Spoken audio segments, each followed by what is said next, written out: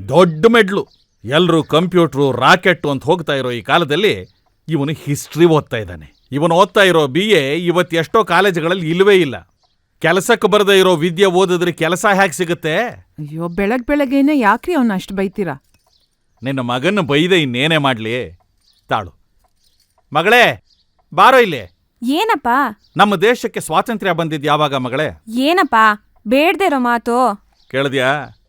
ಈಗಿನ ಕಾಲದ ಹುಡುಗರು ಬೇಡದೇ ಇರೋ ವಿಷಯ ಅನ್ನೋದನ್ನ ನಿನ್ನ ಮಗ 3 ವರ್ಷಗಳಿಂದ ಓದಿ ಮೆಡ್ಲು ತಗೊಂಡಿದ್ದಾನೆ. ಪವಿತ್ರ, ಬಾ ಇಲ್ಲಿ. ಯಾಕೆ? ಇಲ್ಲಿ ಬಾ. ಏನು?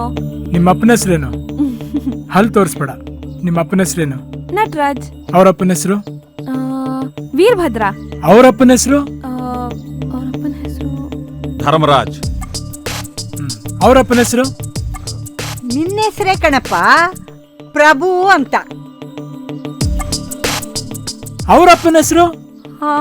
ಗೊತ್ತಿಲ್ಲ. ಅವರಪ್ಪನ ಹೆಸರು ರುದ್ರ. ಅವರಪ್ಪ ರಂಗ. ಆ ರಂಗ ಅವರಪ್ಪನ ಹೆಸರು ಸಿಕ್ಕಿಲ್ಲ, ಹುಡುಕ್ತಾ ಇದೀನಿ.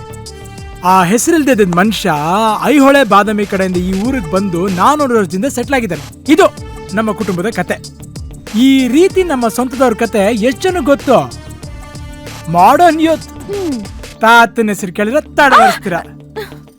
ವಿದ್ಯೆಯಲ್ಲಿ ದೊಡ್ಡದು ಚಿಕ್ಕದು ಅನ್ನೋದು ಯಾವುದು ಇಲ್ಲ. ನನಗ್ ಗೊತ್ತಿರೋದು ಕಂಪ್ಯೂಟರ್ ಓದಿರೋರಿಗೆ ಗೊತ್ತಿರಲ್ಲ, ಅವ್ರಿಗೆ ಗೊತ್ತಿರೋದು ನನಗೂ ಗೊತ್ತಿರಲ್ಲ.